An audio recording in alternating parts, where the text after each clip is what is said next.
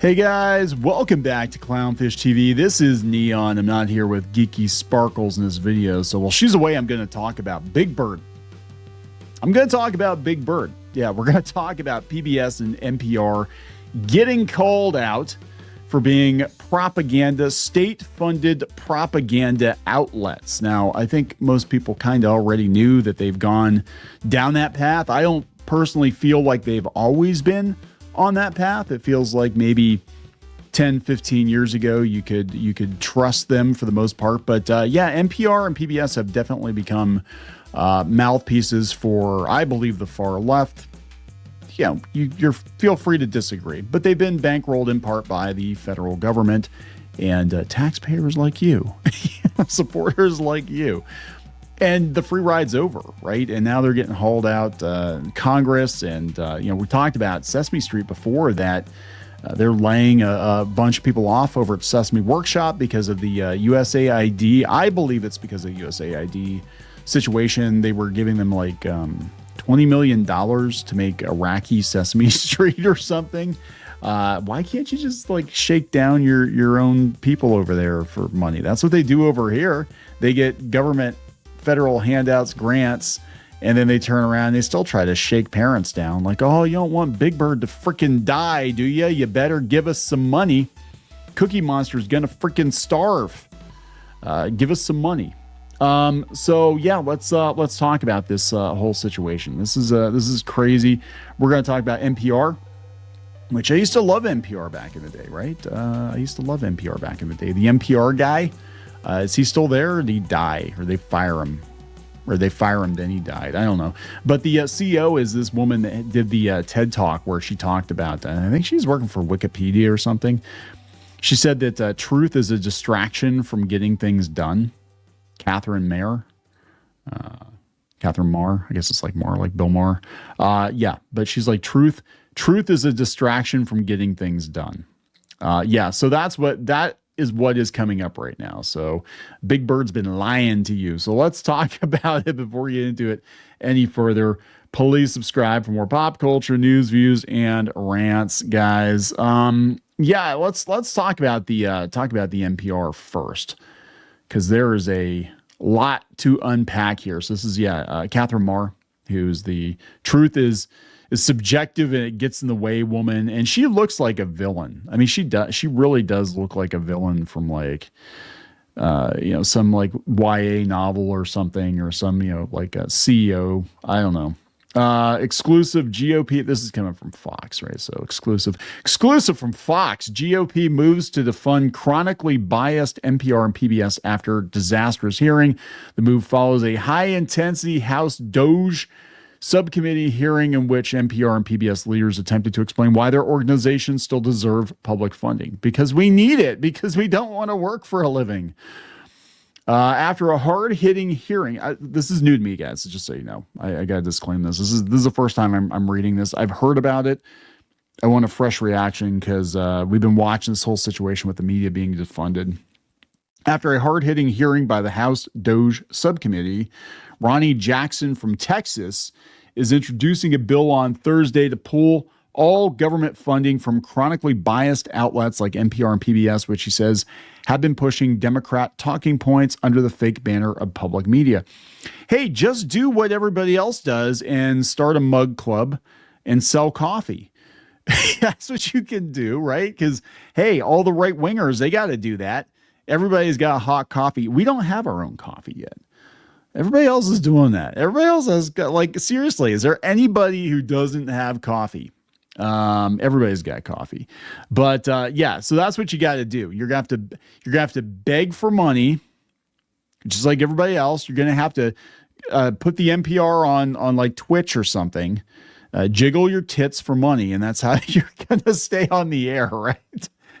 Jackson's bill, titled the No Partisan Radio and Partisan Broadcasting Services Act, okay, or simply the NPR and PBS Act. Oh, I see what he did there. No partisan radio, NPR, partisan broadcasting services, PBS. You see what he did there? See what he did there? Would fully cut off any direct and indirect government funding for both outlets, forcing them to compete instead of being propped up by the government. No, that's what we need to do. I think we need to do that. But then,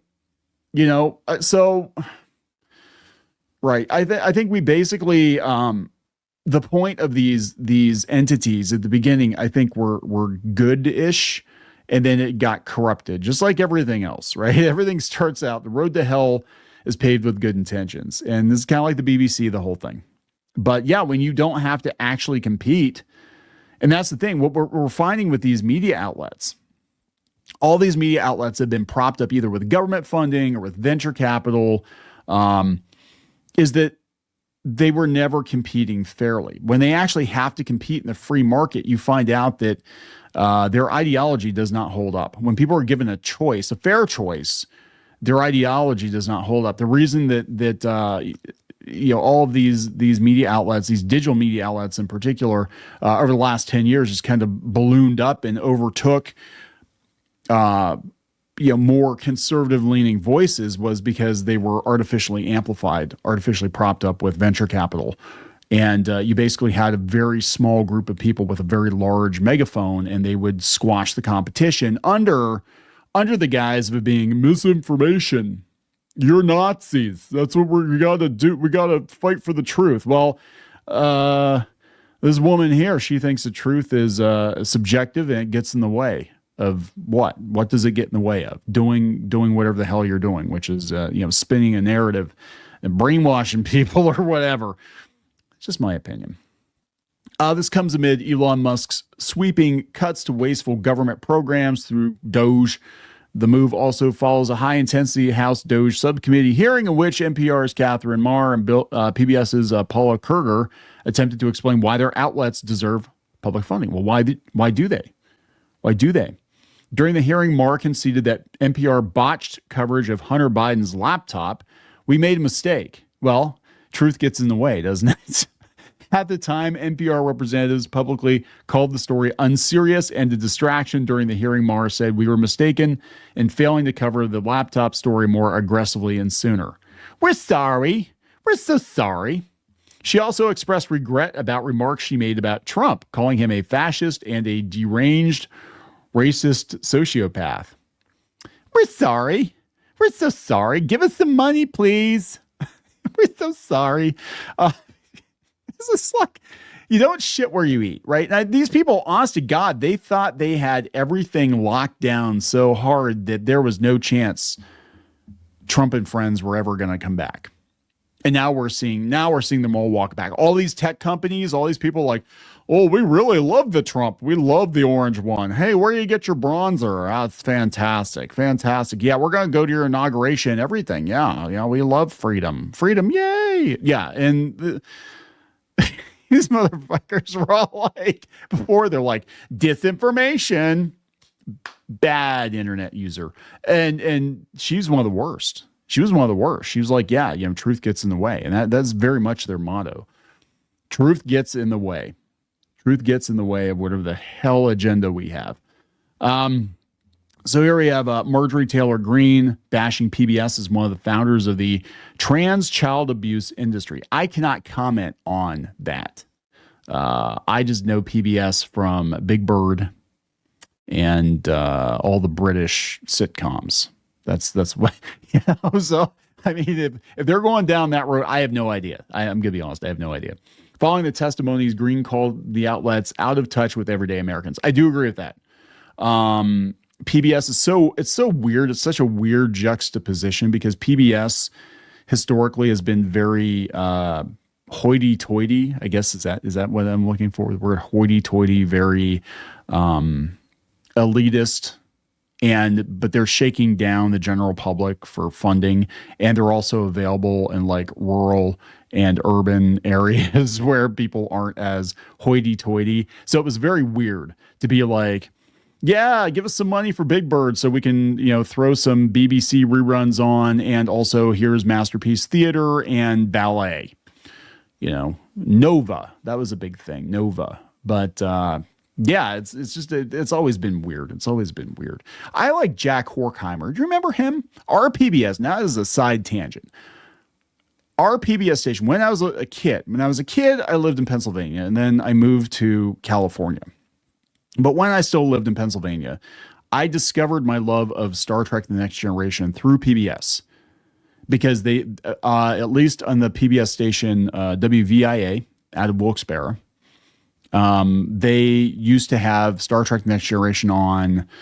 Let's say it was Saturday nights, but they were like reruns. They were like the older, like 2 seasons ago or something. So they had like first season episodes on PBS, and they used to have old Star Trek on and Doctor Who. And I used to watch Tom Baker Doctor Who with my grandfather and Uncle Ted. I don't know if any of you guys are from Pennsylvania, from like the Scranton Wilkes-Barre area.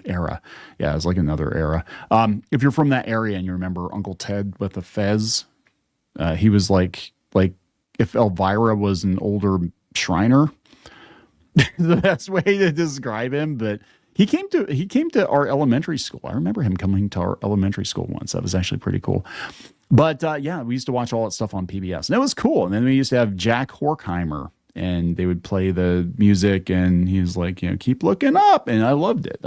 Now it's like, I don't know what the hell's going on with it now. Anyway, that was my side tangent. Jackson told Fox News Digital through NPR and PBS, though NPR and PBS were originally founded to produce non-biased informational and educational content. Yes, the outlets have since turned into taxpayer-funded propaganda machines for the radical left, pushing Democratic talking points under the fake banner of public media. Yeah, I've noticed the shift. I mean, NPR, they did a bunch of hit pieces on like gamers and tabletop and racism and D&D and all that crap. And I'm like, why are you doing this? Like you could, like, I would expect you to maybe do a documentary, an impartial documentary about the history of tabletop gaming, because it is culturally relevant and it would be pretty interesting.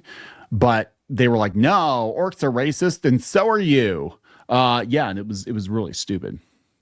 A statement by Jackson's office further said the two outlets' chronically biased programming made them simply a messaging arm for woke radical Democrats. Well, that's pretty much all media, because it depends on where the money is coming from, and you cut the money off. You cut the money off, and you let everybody compete fairly. And they don't like that. That's the thing. A lot of these people, because truth gets in the way. And so does money. So does business. And that's, so many of these people think they're owed a job. Well, I went through the system and I went to an Ivy League college and I am more educated than these stupid coal miners. So I deserve a job and a voice, because we have to educate America so we can be more like Denmark. It's like, whatever. Yeah, whatever. Hardworking Americans are sick of footing the bill. Yeah, it's time to cut them off and stop forcing taxpayers to pay for their liberal lies. Liberal lies.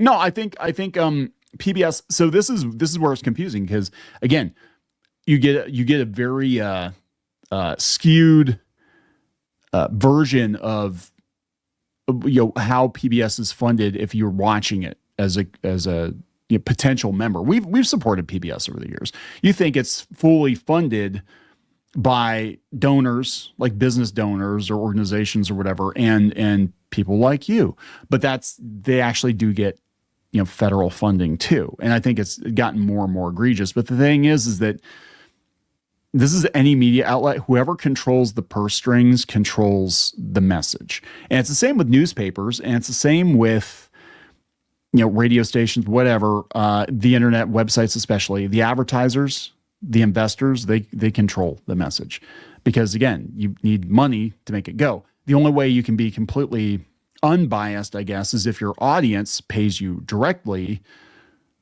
But even then, if you don't do what they want, then that's the first thing they threaten, is like, well, I'm not going to be a member anymore. I want my mug club money back, or whatever. You know what I'm saying? So it's like, but you're always kind of at the mercy. When you have to be paid for stuff like this, you're always at the mercy of whoever's footing the bill.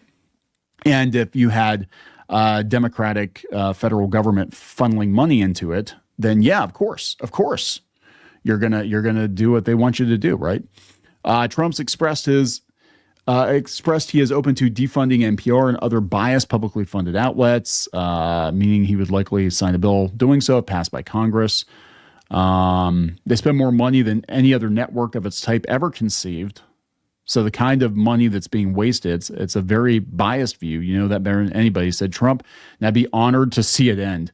We are going to see before it's all said and done, and we're only a couple months into Trump 2.0, we're going to see media as we've known it for the last 10, 20 years just be completely upended. And I don't know what it's going to look like on the other side. It's not going to look the same. These, again, we've had PBS and NPR as long as I can remember. We've had, CNN as long as I can remember, but they have become perverted and distorted, and I don't know if they're going to survive. They think they're betting on Trump outrage, but here's the thing. The average American is not as outraged about Trump as they were 8 years ago. Right? They just want things fixed. They want the economy fixed. They want the messaging out of the media. They want, the price of eggs under $6 a dozen, please. That's what they're looking. God, can you imagine $6 a dozen for eggs? I cannot believe it. That's at Aldi in Pennsylvania. That's what they want fixed. And if he can do that, they're going to be like, yeah, well, if it means getting rid of NPR and PBS and whatever to get the cost down and bring the jobs back and do whatever, fine. Even the dumb, I think the Gulf of America debacle, I think is dumb. I think that was like, why do we have to rename it the Gulf of America? Whatever. But people are going to, they'll go on. They'll be like, yeah, as long as I'm okay. And that's pretty much, this is human nature, right? As long as I'm okay, as long as my family's okay, you can do whatever the hell you want. But a lot of people don't watch this. It's basically, it's elitist.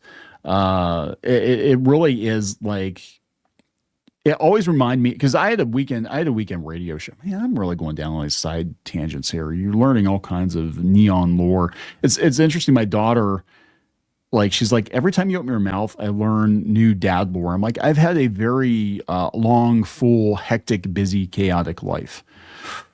So I used to also, on top of other stuff, I had a weekend show at a college. And I used to, so I had to kind of play ball with the college media, whatever. That's what NPR, PBS reminds me of, is basically a college newspaper, college radio run amok with a much, much bigger budget, because it's the same kind of people. You're still dealing with the academics and the elites and and that kind of mentality. And they had to rein me in a couple of times because they're like, all our audience wouldn't like that. And I'm like, okay, whatever, piss off. Yeah, so it's that's what's going on. It's going to be really interesting. But yeah, Big Bird is sad. According to the New York Times, Sesame Street lost its contract with HBO, paid $30 million a year for a decade for rights to Sesame Street. Why? The new Sesame Street is shit. It's not even good.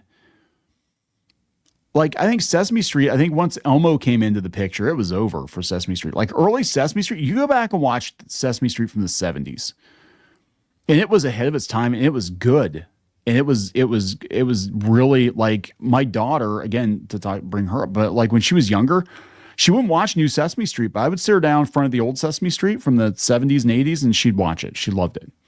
And I think she learned something from it. The New Sesame Street is basically just how many Abby Cadabby dolls can we make? It's that's not what Sesame Street was about, right? There's a Trump administration.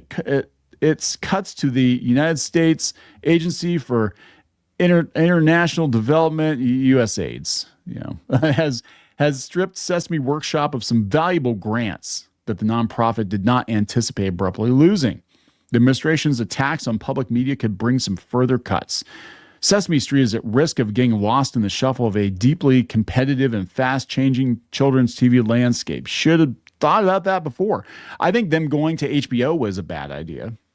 Because of course they were going to commercialize it but Warner Brothers is not in a place to offer up any charity at this point. Yeah. So people are watching Coco Melon. Kids are watching Coco Melon and Bluey at this point. That's what's going on. So they don't care about Big Bird. Sesame Street doesn't care about Big Bird. They care about Elmo and dolls. That's what they care about. So there we go, guys. This is going to be really interesting stuff. See what happens. Everything is going to be different. Everything is going to be different in 4 years. And I don't know if I don't know what's going to happen. It's going to be, people are like, well, aren't you excited? Isn't this what you voted for? I'm like, I don't know what it's going to look like. So I can't tell you if I'm going to, because I don't know. Are we going to go too far? Are we going to just like disembowel everything? And then it's just going to be kind of like, some weird, it's either going to be all AI content or a bunch of guys hawking coffee. It's like, I don't to stay on the air. I have no idea. I don't know what's going to happen. I have no idea. Will I be doing this in 4 years? I have no idea. I really don't. I might not be. I might be like, you know what? That's it. I'm out. This is getting too damn weird for me. I am out. We'll see what happens. But I do for 100% think that NPR and or PBS will be gone or greatly changed. And we'll see what happens. I'm going to wrap it up, guys. Please subscribe for more pop culture news, views, and rants. We'll talk later.